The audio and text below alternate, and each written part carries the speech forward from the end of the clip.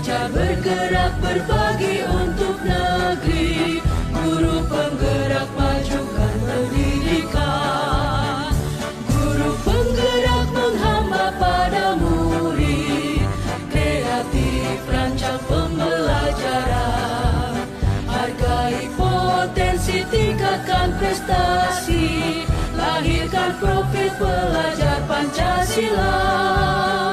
Belajar bergerak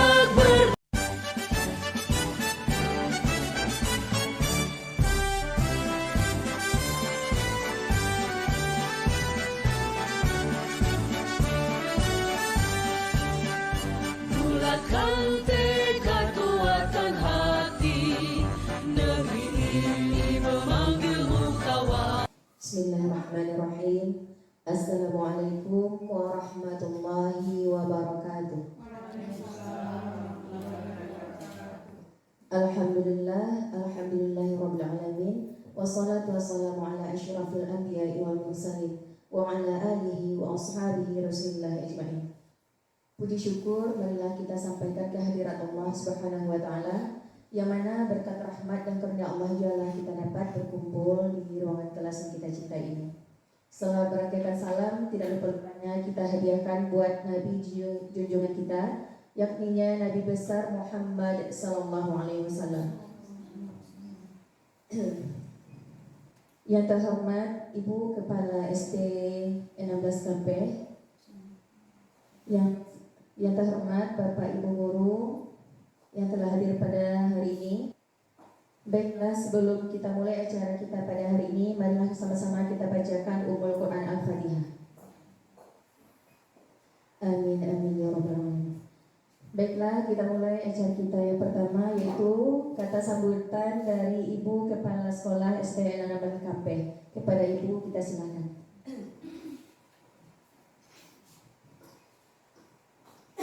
Assalamualaikum warahmatullahi wabarakatuh.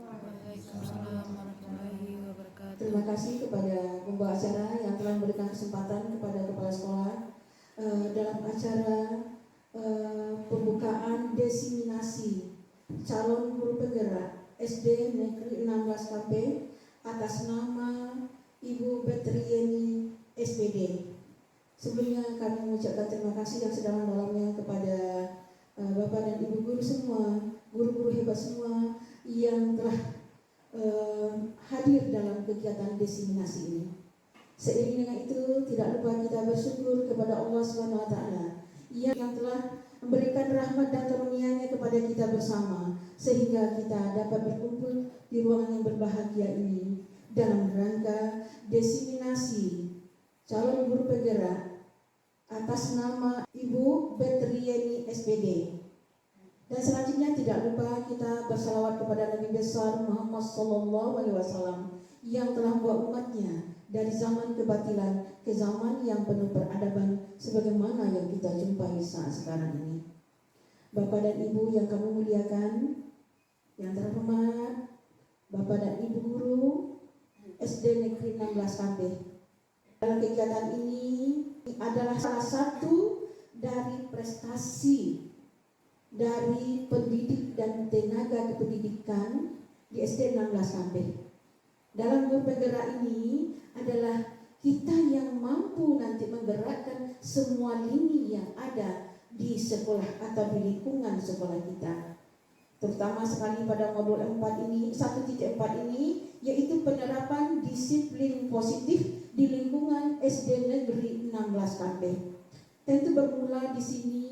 Penerapan disiplin positif ini tentu dimulai dari diri kita sendiri. Semoga kegiatan ini dapat menjadi teladan bagi anak-anak didik kita nantinya, sehingga disiplin positif yang diterapkan di sekolah kita ini berimbas kepada masa kehidupannya yang akan datang bagi anak-anak didik kita. Mudah-mudahan dengan adanya salah seorang dari guru kita, yaitu lulus dalam calon guru penggerak angkatan 11 tahun 2024 atas nama Ibu Betrieni SPD. Nah, tepuk tangan dulu untuk Ibu Betrieni SPD. Mudah-mudahan apa yang beliau dapat nanti dapat mengimbas kepada kita. Demikian sambutan dari kami dari Kepala Sekolah. Banyak maaf. Wabillahi taufiq wal hidayah. Wassalamualaikum warahmatullahi wabarakatuh.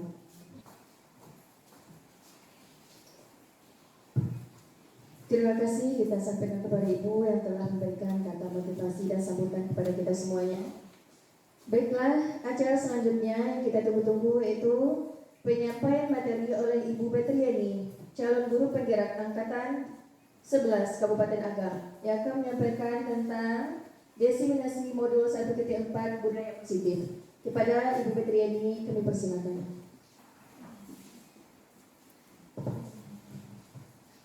Bismillahirrahmanirrahim. Assalamualaikum warahmatullahi wabarakatuh. Yang terhormat Ibu Kepala SDN 16 Kampe, Bapak dan Ibu Majelis Guru beserta karyawan dan karyawati SDN 16 Kampe. Syukur kepada Allah Subhanahu wa taala yang telah melimpahkan rahmat dan karunia-Nya kepada kita bersama sehingga kita dapat berkumpul di ruangan ini guna melaksanakan kegiatan diseminasi budaya positif. Salawat dan salam tidak lupa kita hadiahkan, bahannya teruntuk Nabi besar Muhammad Sallallahu Alaihi Wasallam. Bapak dan Ibu guru yang telah hadir dalam acara ini, di sini saya sebagai calon guru penggerak angkatan 11 Kabupaten Agam akan mendiseminasikan modul 1.4 tentang budaya positif, di mana tujuan kegiatan ini CGP mampu menyampaikan pembelajaran dari penerapan konsep inti dari modul budaya positif serta pemahaman mengenai konsep-konsep inti dalam modul budaya positif, yang mana konsep inti dari modul budaya positif ini diantaranya yang pertama yaitu perubahan paradigma belajar, disiplin positif, nilai-nilai kebajikan, kebutuhan dasar manusia, motivasi perilaku manusia, posisi kontrol guru, keyakinan kelas, dan segitiga restitusi. Untuk pertama sekali kita akan membahas tentang pembelajaran dengan paradigma baru. Apa itu pembelajaran dengan paradigma baru? Pembelajaran dengan paradigma baru merupakan pembelajaran yang dirancang berdasarkan prinsip pembelajaran berdiferensiasi sehingga para peserta didik belajar sesuai kebutuhannya berdasarkan tahap perkembangan sesuai dengan teori psikologi modern untuk mewujudkan profil pelajar Pancasila. Sebagaimana kita ketahui, profil pelajar Pancasila itu ada 6 dimensinya. Yang pertama, beriman dan bertakwa kepada Tuhan Yang Maha Esa dan berakhlak mulia, berkebinekaan global, bergotong royong, mandiri, kreatif, dan bernalar kritis. Untuk pertama sekali kita harus mengubah terlebih dahulu paradigma stimulus respon menjadi pendekatan teori kontrol, yang mana stimulus respon tentang dunia dan teori kontrol tentang dunia. Selama ini menurut stimulus respon, realita atau kebutuhan kita itu sama. Padahal menurut teori kontrol, realita kebutuhan kita itu berbeda. Bagaimana Bapak dan Ibu guru? Apakah setuju dengan teori kontrol yang mengatakan realita kebutuhan kita berbeda, atau setuju dengan stimulus respon yang mengatakan kebutuhan kita itu sama? Berbeda. Kebutuhan kita berbeda ya Bu ya. Nah, itulah pandangan menurut teori kontrol. Memang kenyataannya kebutuhan kita sebagai manusia itu memanglah berbeda satu dengan yang lainnya. Berikutnya, semua orang melihat hal yang sama. Sedangkan teori kontrol mengatakan setiap orang memiliki gambaran yang berbeda. Nah, di sini juga kita mungkin sepakat karena memang kita kita mempunyai gambaran yang berbeda masing-masing kita terhadap apa atau bagaimana atau benda apa yang ada di sekitar kita. Kita mencoba mengubah orang agar berpandangan sama dengan kita. Itu menurut stimulus kontrol, stimulus respon. Sedangkan teori kontrol mengatakan kita berusaha memahami pandangan orang lain tentang dunia. Jika kita lihat dari stimulus respon, kita mencoba mengubah orang lain berpandangan sama dengan kita. Jika kita kembalikan kepada diri kita, apakah stimulus respon ini sesuai dengan hati nurani kita atau dengan keadaan yang sesungguhnya? Bisakah kita mengubah orang lain sesuai dengan pandangan kita? Tentu saja tidak. Karena yang kita bisa itu adalah berusaha memahami pandangan orang lain terhadap dunia. Berikutnya, perilaku buruk. Setiap perilaku buruk dilihat sebagai suatu kesalahan. Sedangkan teori kontrol mengatakan semua perilaku itu punya tujuan. Nah, maksudnya di sini, kalau stimulus respon mengatakan perilaku buruk itu dilihat sebagai suatu kesalahan.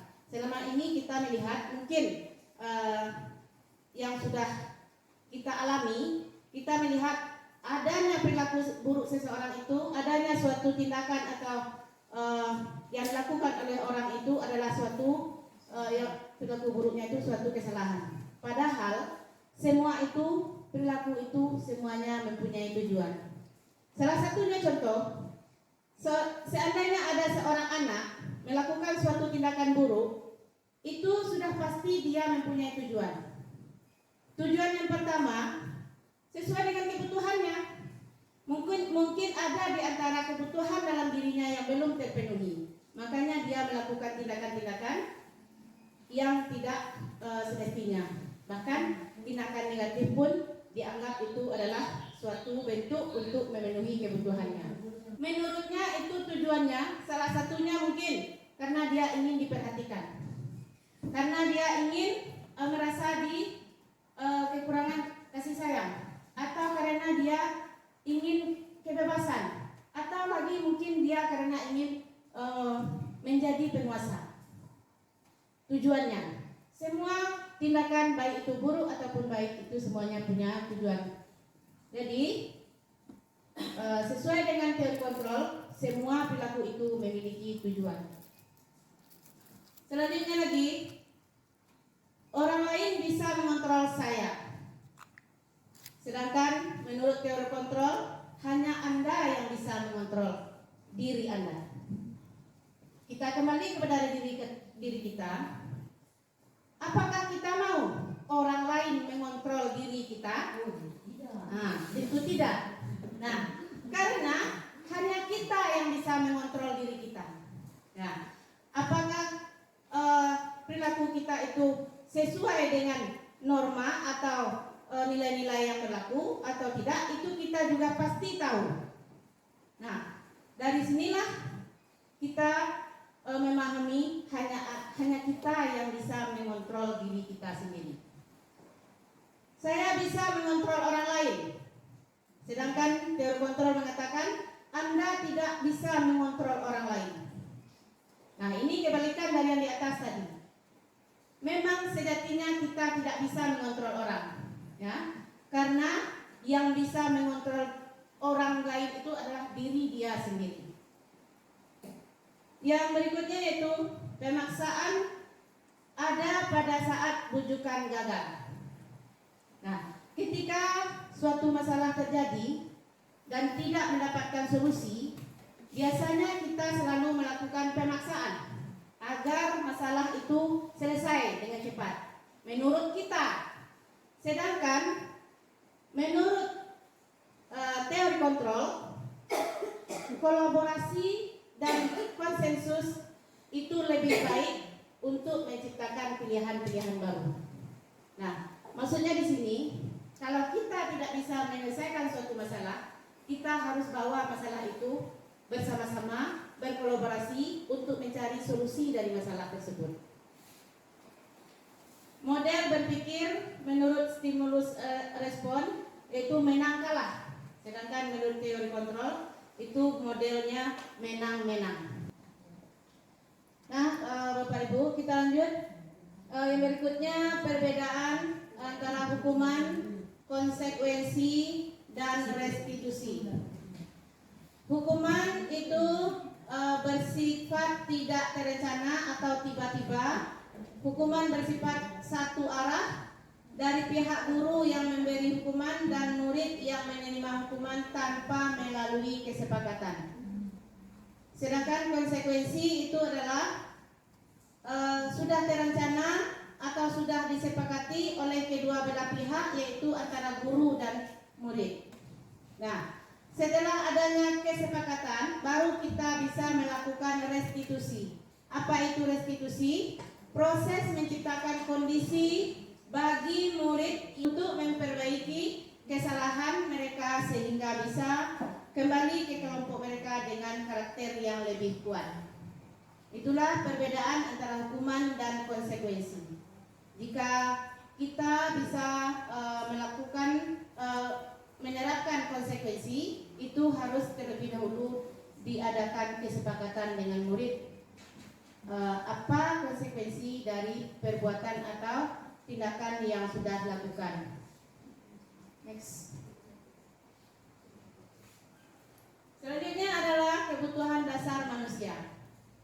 Kebutuhan dasar manusia merupakan unsur yang dibutuhkan oleh manusia dalam mempertahankan keseimbangan fisiologis maupun psikologis yang bertujuan untuk mempertahankan kehidupan dan kesejahteraan. Di sini ada 5 kebutuhan dasar manusia. Yang pertama, kebutuhan bertahan hidup, di mana kebutuhan bertahan hidup ini berupa tempat tinggal, pakaian, keamanan, kesehatan, makanan. Dan yang kedua, kasih sayang dan rasa diterima. Kebutuhan untuk merasa kasih sayang dan rasa diterima, yaitu rasa dapat diterima baik dalam keluarga maupun dalam suatu organisasi. Yang ketiga, penguasaan, yaitu keinginan untuk didengar, dihargai, dianggap. Yang keempat yaitu kebebasan, yaitu memiliki pilihan sendiri, mandiri, suka mencoba hal-hal yang baru. Dan yang terakhir yaitu kesenangan, bermain, tertawa, dan bersenda gurau. Nah, inilah kebutuhan dasar dari setiap manusia yang harus terpenuhi. Nah, jika ada seorang anak kita melakukan suatu perilaku, baik itu salah ataupun perilaku yang baik, itu semua tujuannya adalah untuk memenuhi 5 kebutuhan ini. Mungkin dari salah satu dari yang 5 ini belum terpenuhi, makanya mereka melakukan suatu tindakan-tindakan untuk memenuhi kebutuhan yang belum terpenuhi tersebut. Kebutuhan bertahan hidup. Apa itu kebutuhan bertahan hidup? Yaitu kebutuhan yang bersifat fisiologis untuk bertahan hidup, misalnya kesehatan, rumah, makanan. Kebutuhan biologis sebagai bagian dari respon reproduksi, termasuk kebutuhan untuk tetap bertahan hidup. Sedangkan komponen psikologis pada kebutuhan ini meliputi kebutuhan akan perasaan aman. Nah, lanjut. Kasih sayang dan rasa diterima. Kebutuhan untuk diterima. Kebutuhan ini dan 3 kebutuhan berikutnya adalah kebutuhan psikologis. Kebutuhan untuk disayangi dan diterima meliputi kebutuhan akan hubungan dan koneksi sosial. Kebutuhan untuk memberi dan menerima kasih sayang dan kebutuhan untuk merasa menjadi bagian dari suatu kelompok. Kebutuhan ini juga meliputi keinginan untuk tetap terhubung dengan orang lain, seperti teman, keluarga, pasangan hidup, teman kerja, binatang peliharaan, dan kelompok di mana kita tergabung. Nah, Di sini kadang-kadang kita mempunyai kasus seorang anak yang sering berulah atau melakukan tingkah laku mencari-cari bagaimana kita supaya kita memberikan perhatian kepada dia. Inilah salah satu kebutuhan yang belum terpenuhi oleh anak tersebut, yaitu rasa kasih sayang dan rasa diterima. Kadang-kadang ada juga seorang anak yang rela melakukan suatu kesalahan karena dia sering dikucilkan temannya, ya. Karena dia tidak banyak temannya yang tidak mau berteman dengan dia, maka dia terbesit pikirannya untuk melakukan suatu perilaku yang tidak baik, tetapi dianggap lucu oleh teman-temannya. Sehingga dengan sedemikian dia diterima oleh temannya dengan tingkah yang tidak baik tersebut. Nah, dengan demikian dia merasa kebutuhan kasih sayang dan rasa diterima itu sudah terpenuhi. Padahal caranya itu tidak benar. Yang berikutnya penguasaan atau kebutuhan pengakuan atas kemampuan. Kebutuhan ini berhubungan dengan kekuatan untuk mencapai sesuatu, menjadi kompeten, menjadi terampil, diakui atas prestasi dan keterampilan kita, didengarkan, dan memiliki rasa harga diri. Kebutuhan ini meliputi keinginan untuk dianggap berharga, bisa membuat perbedaan, bisa membuat pencapaian, kompeten, diakui, dihormati. Ini juga meliputi self-esteem dan keinginan untuk meninggalkan pengaruh. Nah, maksudnya di sini suatu tindakan yang dilakukan hanya untuk menyampaikan kepada orang lain bahwa dia itu bisa, dia itu mampu. Nah, jadi karena kebutuhan penguasaannya tidak terpenuhi, dia bisa, dia mampu, maka dia melakukan suatu tindakan. Kadang-kadang tindakannya itu dilakukan dengan tindakan yang negatif. Berikutnya yaitu kebebasan atau kebutuhan akan pilihan. Kebutuhan untuk bebas adalah kebutuhan akan kemandirian, otonomi, memiliki pilihan dan mampu mengendalikan arah hidup seseorang. Anak-anak dengan kebutuhan kebebasan yang tinggi menginginkan pilihan. Mereka perlu banyak bergerak, suka mencoba-coba, tidak terlalu terpengaruh orang lain dan senang mencoba hal baru dan menarik. Nah, dia di sini mereka itu ingin bebas, ingin melakukan sesuatu sesuai kehendak hatinya. Berarti di sini anak kita tersebut belum terpenuhinya kebutuhan tentang kebebasannya, maka mereka melakukan sesuatu hal sesuai kemauannya. Berarti dia belum terpenuhi kebutuhan dasarnya, yaitu tentang kebebasan. Dan yang terakhir adalah kesenangan. Kebutuhan untuk merasa senang. Kebutuhan akan merasa kesenangan adalah kebutuhan untuk mencari kesenangan, seperti bermain dan tertawa. Dan jika kita bayangkan hidup tanpa kenikmatan apapun, betapa menyedihkan. Nah, jika kita bayangkan diri kita tidak mempunyai kenikmatan hidup, nah berarti salah satu dari kebutuhan dasar kita itu tidak terpenuhi. Contohnya, kesenangan ini mungkin tidak harus sesuatu yang membutuhkan biaya yang banyak. Mungkin hanya sekedar refreshing, jalan-jalan, atau hanya dengan berbicara, tertawa-tertawa dengan teman-teman. Mungkin itu hanya sekedar makan-makan bersama teman-teman, juga itu merupakan suatu kesenangan. Nah, itu juga sebagai bentuk cara atau bagi kita untuk memenuhi kebutuhan dasar tentang kesenangan. Nah, sekarang materi yang berikutnya yaitu posisi kontrol guru. Model disiplin yang berpusat pada siswa yang dikembangkan oleh Dengosen dengan pendekatan restitusi yang disebut 5 posisi kontrol. Nah, apa itu 5 posisi kontrol guru? Yang pertama, guru sebagai penghukum. Guru sebagai penghukum di sini maksudnya kita ketika ada anak kita melakukan suatu kesalahan tanpa kita menanyakan apa tujuan atau apa latar belakang dari kesalahan yang mereka lakukan, langsung kita beri mereka suatu hukuman, maka kita berada di posisi penghukum. Yang berikutnya, pembuat rasa bersalah. Nah, maksudnya di sini pembuat rasa bersalah, misalnya seorang anak kita melakukan suatu kesalahan, ya, atau baik itu dalam pembelajaran atau di luar jam pelajaran, lalu kita tegur, kamu tidak sayang ya sama ibu, kamu tidak kasihan sama ibu, ibu sudah capek-capek mengajar kamu masih saja seperti ini.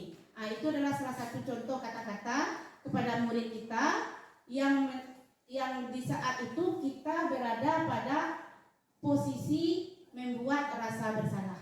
Dengan itu dampaknya pada siswa, mereka merasa tidak aman dan tidak nyaman karena mereka sudah melakukan kesalahan dengan kata-kata yang kita ucapkan itu.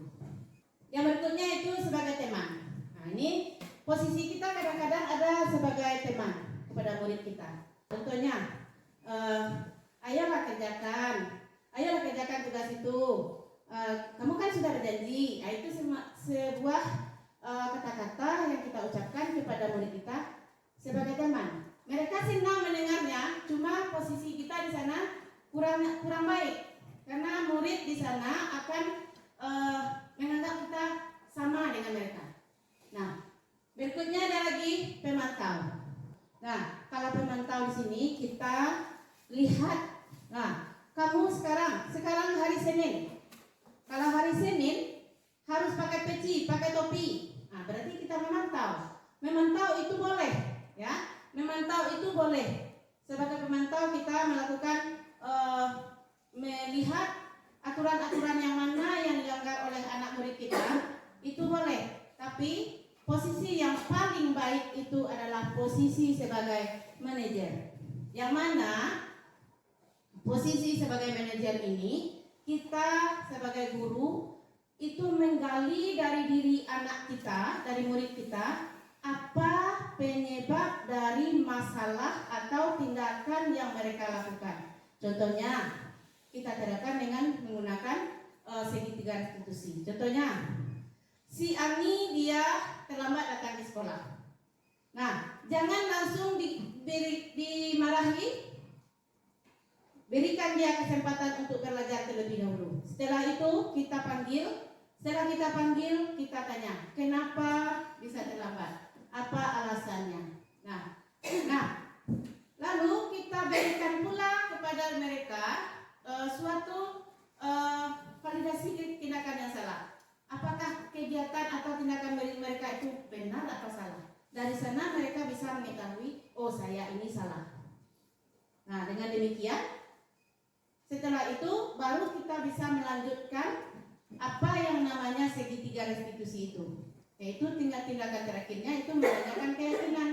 Nah, keyakinan ini yang dinamakan peraturan kelas atau keyakinan kelas atau kesepakatan kelas yang harus kita buat terlebih dahulu di kelas kita sebelum kita menerapkan budaya positif terhadap murid kita.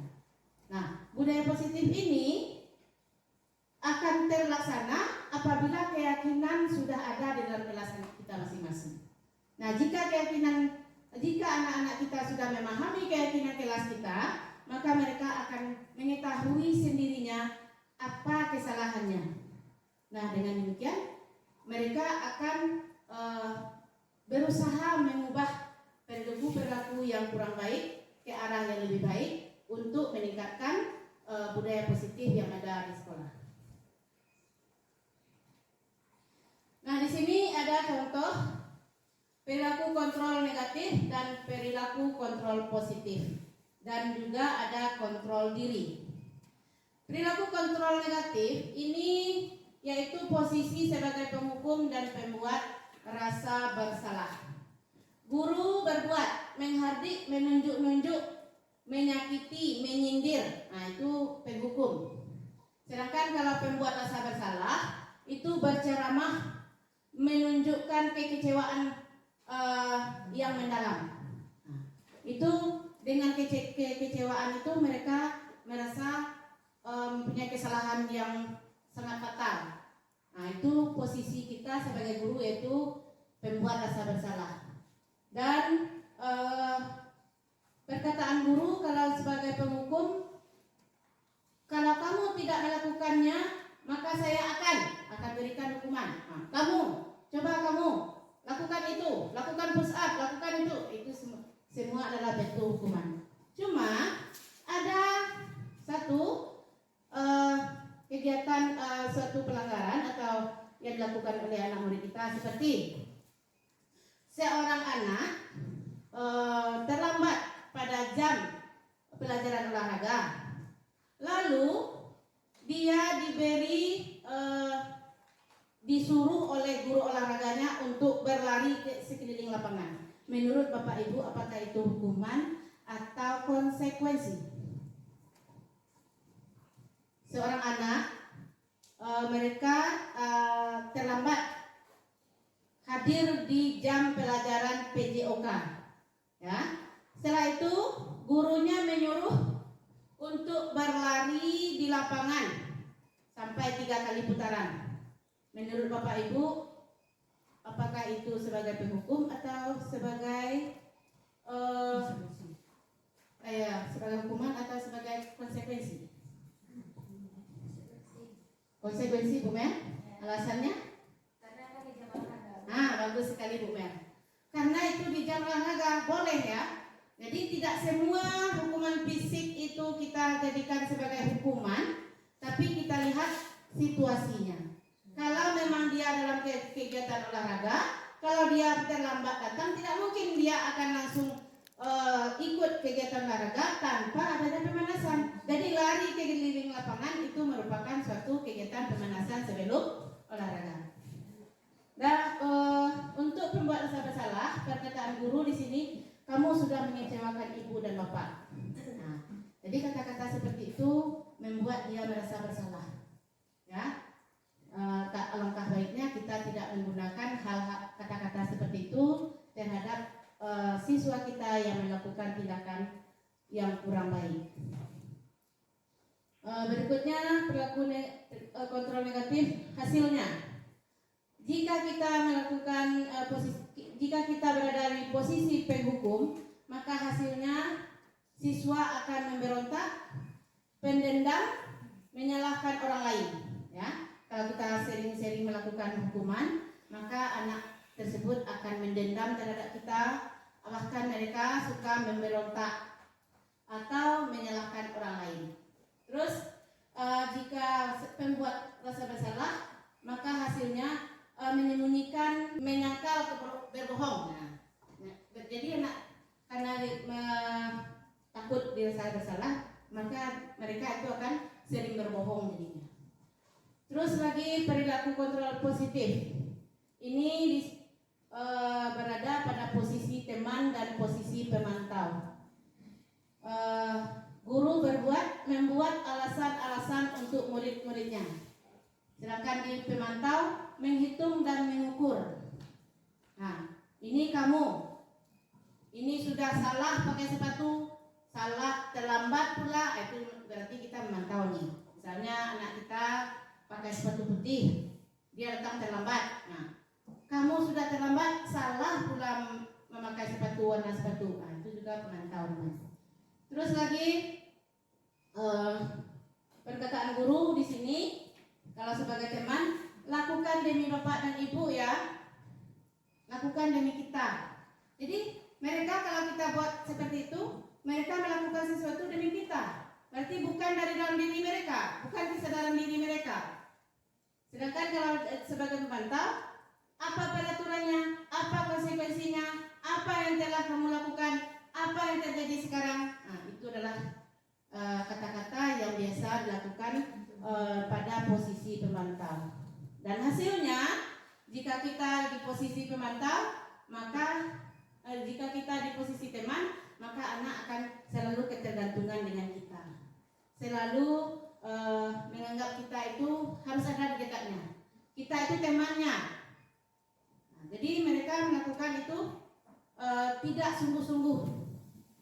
Kalau kita sebagai pemantau, hasilnya menyesuaikan bila diawasi. Jadi kalau kita tidak awasi, mereka akan berbuat salah lagi. Nah, di sini baru kontrol diri, yaitu sebagai manajer. Nah, guru berbuat yaitu mengajukan pertanyaan-pertanyaan. Seperti yang jelaskan tadi, pertanyaan latar belakang mengapa mereka melakukan tindakan tersebut. Nah, terus menggali apa kira-kira, bagaimana kira-kira tindakan tersebut benar atau salahnya. Terus guru berkata, apa yang kita yakini? Nah, ini dia yang kita yakini itulah dia yang keyakinan kelas atau kesepakatan kelas itu. Apa yang kamu yakini apa kamu meyakini hal tersebut? Kalau kamu meyakininya, maukah kamu memperbaikinya? Kalau kamu memperbaikinya, jadi kira-kira hal tersebut akan menggambarkan apa tentang dirimu? Nah, itulah posisi kita sebagai manajer. Ajukan pertanyaan-pertanyaan yang menggali dalam diri anak tersebut. Jadi suatu kesalahan itu dia akan menggali kesalahannya sendiri. Oh, saya ini salah. Terus hasilnya nanti akan menguatkan watak dan karakter dari anak-anak didik kita. Nah, jika kita menempatkan posisi kita sebagai manajer, maka langkah yang kita lakukan untuk menangani suatu masalah yaitu dengan menggunakan segitiga restitusi. Apa itu segitiga restitusi? Segitiga restitusi yaitu proses menciptakan kondisi bagi murid untuk memperbaiki kesalahan mereka sehingga mereka bisa kembali pada kelompok mereka dengan karakter yang lebih kuat. Restitusi juga merupakan proses kolaborasi yang mengajarkan murid-murid untuk mencari solusi permasalahan mereka dan membantu murid berpikir tentang orang seperti apa yang mereka inginkan dan bagaimana mereka harus memperlakukan orang lain. Nah, itulah yang dinamakan dengan segitiga restitusi. Dengan langkah-langkahnya, yang pertama yaitu menstabilkan identitas, menanyakan keyakinan, memvalidasi tindakan yang salah, dan menanyakan keyakinan. Nah, kita bahas tentang menstabilkan identitas. Di sini, menstabilkan identitas itu dari segitiga restitusi itu bertujuan untuk mengubah anak dari orang gagal karena melakukan suatu kesalahan menjadi orang yang sukses.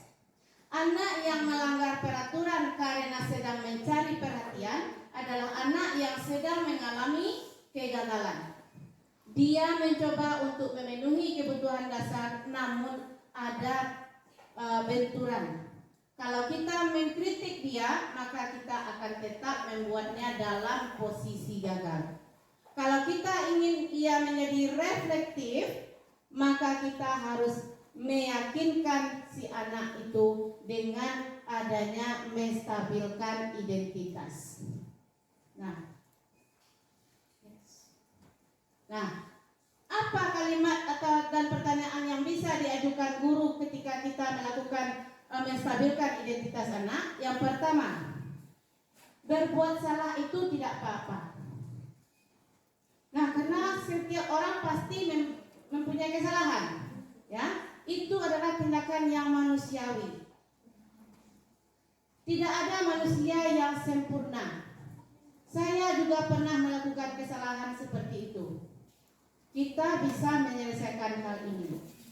Bapak atau Ibu tidak tertarik mencari siapa yang salah, tapi Bapak Ibu ingin mencari solusi dari permasalahan ini.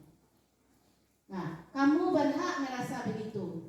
Apakah kamu sedang menjadi teman yang baik buat dirimu sendiri? Nah, di sini adalah kalimat-kalimat seperti itu adalah kalimat yang bisa kita gunakan ketika kita menstabilkan identitas anak yang melakukan suatu tindakan yang salah. Karena setiap orang itu pasti memiliki kesalahan. Nah, kita jangan langsung hardik mereka, kita jangan langsung kita pojokkan mereka. Terlebih dahulu kita harus stabilkan identitasnya. Stabilkan identitasnya, dengan demikian mereka nanti akan mencurahkan kepada kita apa sebenarnya latar belakang dari tindakan yang mereka lakukan tersebut. Yang kedua, validasi tindakan yang salah, yaitu bertujuan untuk memenuhi kebutuhan dasar. Kalau kita memahami kebutuhan dasar, apa yang mendasari sebuah tindakan, kita akan bisa menemukan cara-cara paling efektif untuk memenuhi kebutuhan tersebut. Nah, menurut teori kontrol, semua tindakan manusia baik atau buruk pasti memiliki maksud atau tujuan tertentu. Seorang guru yang memahami teori kontrol pasti akan mengubah pandangannya dari teori stimulus respon ke berpikir proaktif yang mengenali tujuan dari setiap tindakan.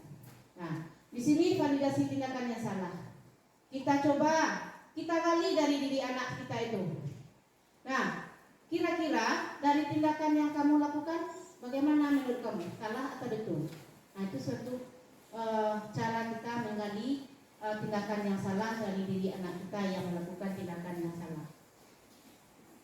Nah, kira-kira ini contoh pertanyaan atau pernyataan yang bisa kita ajukan kepada murid-murid kita yang melakukan suatu tindakan yang salah. Padahal kamu bisa melakukan hal yang lebih buruk dari ini, ya. Nah, kan memang benar. Mereka melakukan suatu kesalahan. Dia bisa melakukan suatu kesalahan. Dari kita mengatakan seperti itu, dia merasa, oh, berarti yang ini sudah salah. Yang ini saja sudah salah. Nah, yang ini saja sudah buruk.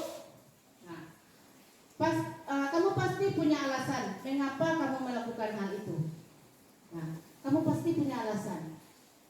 Nah, seperti yang teori kontrol tadi, bahwa semua tindakan itu mempunyai tujuan. Kamu patut bangga pada dirimu sendiri karena kamu telah melindungi suatu yang penting buat kamu. Karena suatu peristiwa, contohnya dua orang anak yang sedang berkelahi. Nah, berkelahi, yang satunya dia tidak mau kalah karena dia merasa melindungi harga dirinya, menjaga harga dirinya. Yang satunya tidak mau kalah, juga merasa ingin menghargai dirinya. Nah, itulah karena mereka itu berusaha melindungi sesuatu yang penting dari dalam dirinya tersebut. Kamu boleh mempertahankan sikap itu, tapi kamu harus menambahkan sikap yang baru. Nah, mempertahankan harga diri boleh, tentu saja boleh. Nah, yang itunya yang kita ambil bukan sikap berkelahinya, tapi sikap mempertahankan harga diri. Nah, selain itu kita tambah dengan sikap atau perilaku baik yang lainnya. Dan langkah terakhir kita yaitu menanyakan keyakinan kelas. Teori kontrol mengatakan bahwa kita pada dasarnya termotivasi secara internal. Ketika identitas sukses telah tercapai dan tingkah laku yang salah telah divalidasi, maka anak akan siap untuk dihubungkan dengan nilai-nilai yang dia percaya dan pindah menjadi orang yang dia inginkan. Nah, kalau mereka sudah memahami keyakinan yang sudah disepakati, maka motivasi itu akan lahir dalam diri anak tersebut. bukan karena pengaruh dari luar atau bukan karena dorongan dari orang lain. Next. Di sini pertanyaan atau pernyataan yang bisa kita ajukan kepada murid kita yaitu apa yang kita percaya sebagai kelas atau keluarga, apa nilai-nilai umum yang kita telah sepakati, apa bayangan kita tentang kelas yang ideal, kamu mau jadi orang seperti apa? Itulah kira-kira pertanyaan atau pernyataan yang bisa kita ajukan kepada anak yang melakukan suatu tindakan yang salah. Dengan kita menanyakan keyakinan, dengan kita menanyakan keinginan dia, dengan demikian dia akan menyadari semua tindakan yang mereka lakukan itu adalah salah. Nah, ini adalah tentang keyakinan kelas. Kenapa keyakinan kelas? Kenapa tidak peraturan kelas saja? Karena suatu keyakinan akan lebih memotivasi seseorang dari dalam atau memotivasi secara intrinsik. Seseorang akan lebih tergerak dan bersemangat untuk menjalankan keyakinannya daripada hanya sekedar mengikuti serangkaian peraturan yang mengatur mereka harus berlaku begini atau begitu yang membuat ketidaknyamanan. Apa itu keyakinan kelas? Keyakinan kelas merupakan salah satu disiplin positif yang dapat diterapkan dalam membangun budaya positif di lingkungan sekolah. Dengan adanya keyakinan kelas, dalam setiap kelas diharapkan mampu mewujudkan tujuan pendidikan yang lebih berorientasi kepada profil pelajar Pancasila. Keyakinan kelas juga diterapkan sebagai salah satu cara dalam upaya membangun budaya positif. Keyakinan kelas haruslah berpihak kepada murid. Berpihak kepada murid di sini maksudnya keyakinan itu kita gali dari murid. Peraturan seperti apa yang mereka inginkan, keadaan kelas yang bagaimana yang mereka inginkan, itu mereka yang menulisnya, mereka yang berpendapat seperti apa keadaan kenyamanan kelas yang mereka inginkan. Nah, setelah diajukan atau ditulis, baru kita adakan kesepakatan.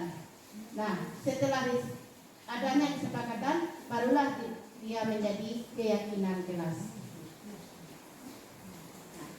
Apa tujuannya keyakinan kelas? Yang pertama, mewujudkan merdeka belajar pada anak, dan anak akan diberi kebebasan untuk mengemukakan pendapat tentang keyakinan kelas apa saja yang mereka inginkan, serta menuangkan ide pendapat secara demokratis. Mewujudkan disiplin positif kepada anak yang kemudian akan menjadi budaya positif di mana anak dapat menjalankan keyakinan kelas yang telah disepakati bersama dengan kesadaran diri dan tanpa adanya tekanan. Karena mereka yang membuatnya, berarti mereka tidak akan merasa tertekan. Nah, itu makanya keyakinan kelas itu harus hadirnya dari murid. Membentuk karakter yang positif, menumbuhkan adanya semangat belajar kepada anak. Dengan adanya aturan atau keyakinan yang mereka buat, berarti itulah yang akan menjadi penyemangat mereka dalam belajar. Ini adalah langkah-langkah pembentukan keyakinan kelas. Tanyakan pendapat murid tentang masalah dan harapan kelas.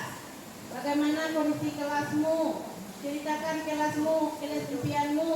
Nah, kita eksplorasi ide dari murid untuk mencapai kelas impian mereka.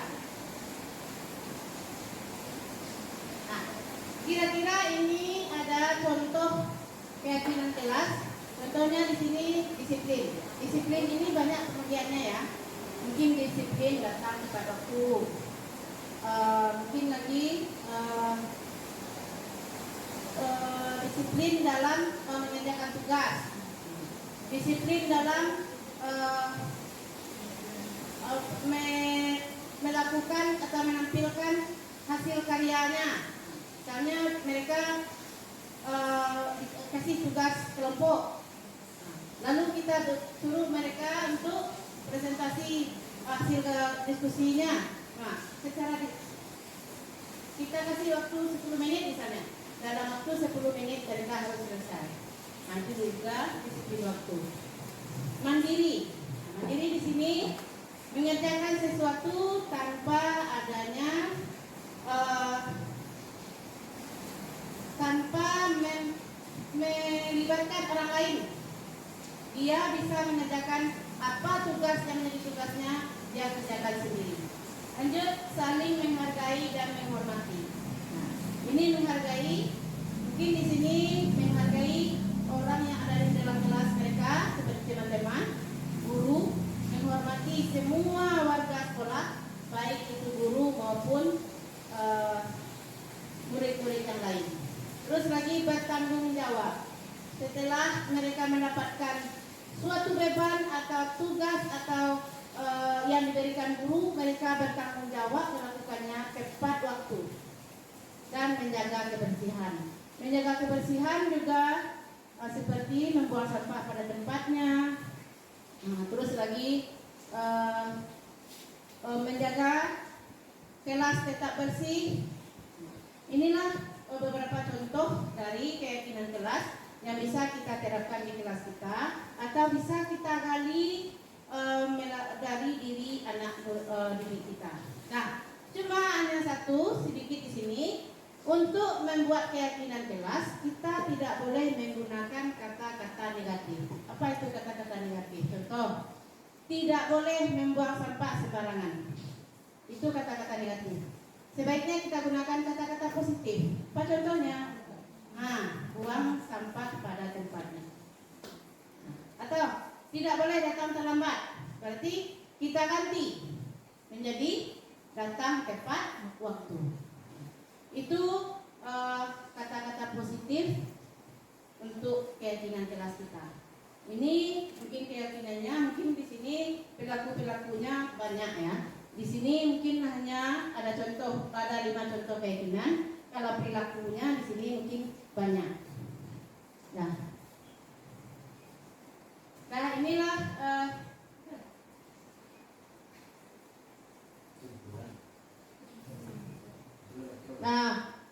jadi kesimpulan dari materi kita pada siang hari ini, akhir dari 5 posisi kontrol seorang guru itu adalah pencapaian posisi sebagai manajer. Di mana di posisi inilah murid dapat menjadi pribadi yang mandiri, merdeka, dan bertanggung jawab atas segala perilaku dan sikapnya yang pada akhirnya dapat menciptakan lingkungan yang positif, aman, dan nyaman. Nah, mungkin itu pemaparan materi budaya positif yang bisa saya sampaikan di hadapan Bapak dan Ibu semuanya. Jika ada pertanyaan atau saran, tanggapan atas pemaparan saya persilakan.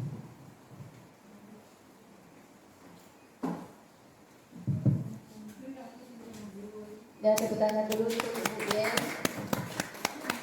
Dan terima kasih Bu Yen atas penampilannya tadi. Apakah ada dari Bapak atau Ibu yang ingin bertanya kepada Bu Yen seputar materi hari ini? Sudah paham semuanya? Oh, silakan Pak Zai.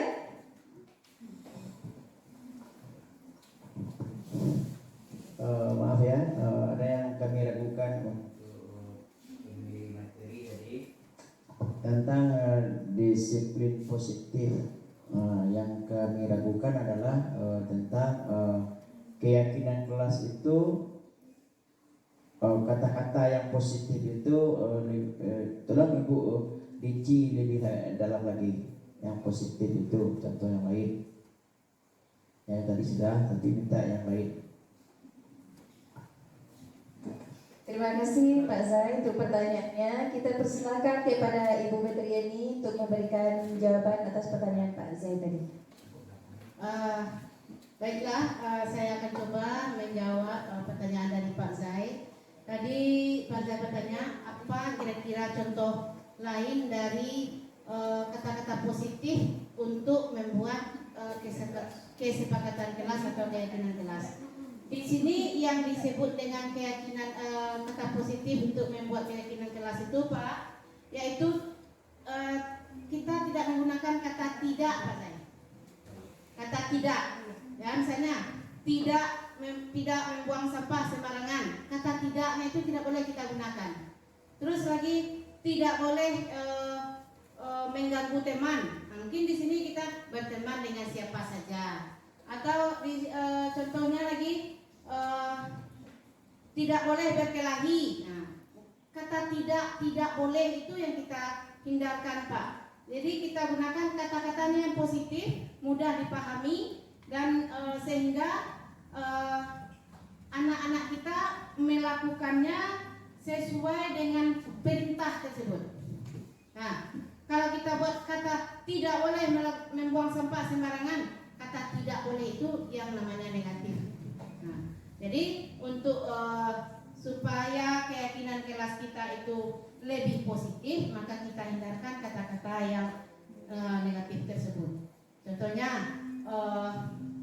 dilarang makan-makan dalam kelas. Dilarang, kata-kata dilarang itu tidak kita gunakan. Nah, atau dilarang keluar kelas sembarangan, mungkin kita buat menjadi izin sebelum keluar kelas. Nah, mungkin ada lagi Pak? Terima kasih banyak Bu Yen atas penjelasannya. Mungkin dari ibu-ibu yang lain?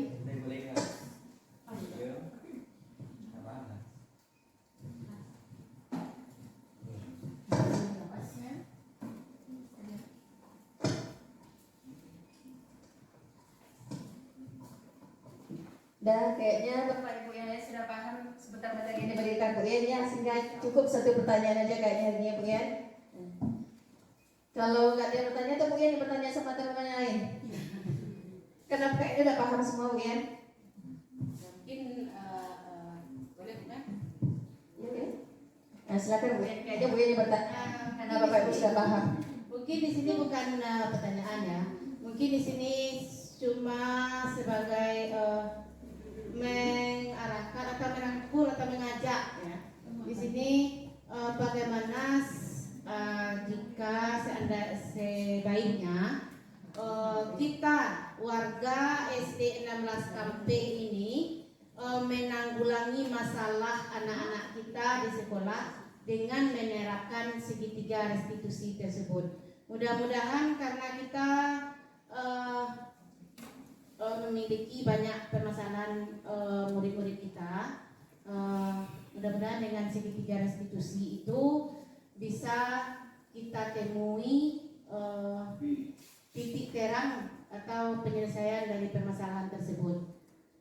Jadi segitiga restitusi ini suatu langkah atau tindakan yang sangat baik menurut saya setelah saya mempelajari modul 1.4 tentang budaya positif ini, dan mungkin kalau kita terapkan segitiga restitusi tersebut bisa meningkatkan juga penerapan budaya positif di sekolah kita. Bu Yen, dan terima kasih kepada Bu Yen yang sudah menyampaikan. Berikan aplaus yang luar biasa. Dan intinya tadi Bu Yen ya, bagaimana menerapkan budaya positif ya Bu Yen ya, dan bagaimana seorang guru itu mampu menjadi manajer dalam sekolah dalam didiknya. Dan mungkin itulah acara kita hari ini. Saya selaku moderator, apabila ada salah dan janggalnya mohon dimaafkan. Wabillahi taufiq wal hidayah. Assalamualaikum warahmatullahi wabarakatuh. Waalaikumsalam warahmatullahi wabarakatuh.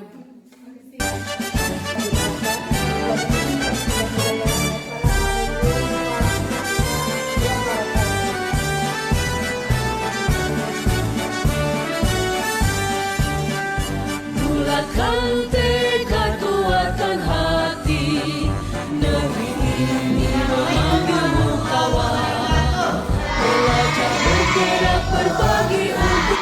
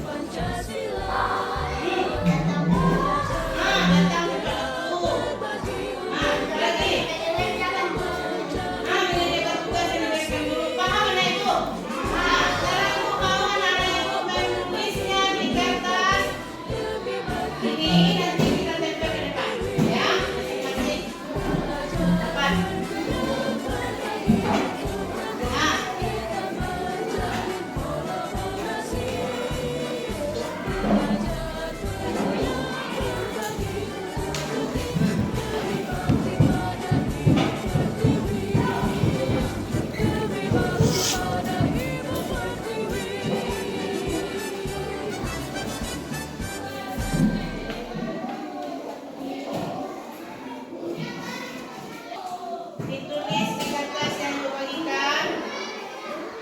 Apa kesepakatan kita di kelas menurut anak-anak ibu yang akan nasabkan nama?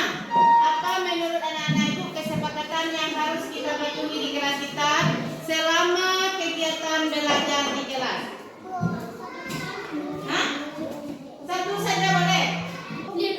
Boleh. Silakan. Silakan. Berapa kita mau?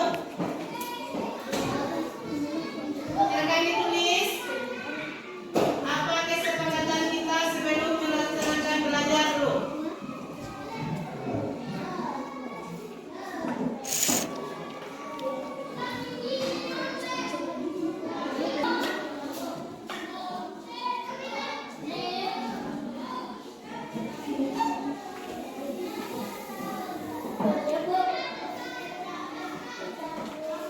Sudah siap? Sudah? Belum? Satu saja juga boleh. Nah, boleh. Boleh tempel sini, Ke? Boleh tempel di sini. Ya.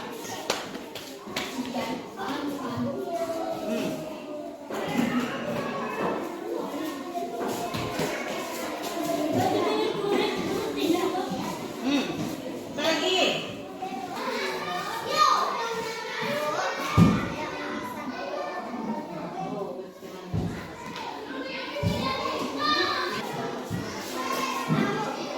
Silakan maju ke depan. Boleh, tempel sini. Apa lagi? Boleh, boleh. Apa lagi? Iya, apa lagi?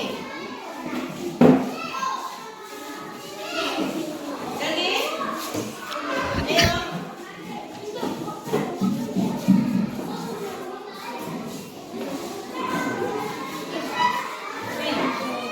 Sini. Siapa lagi belum?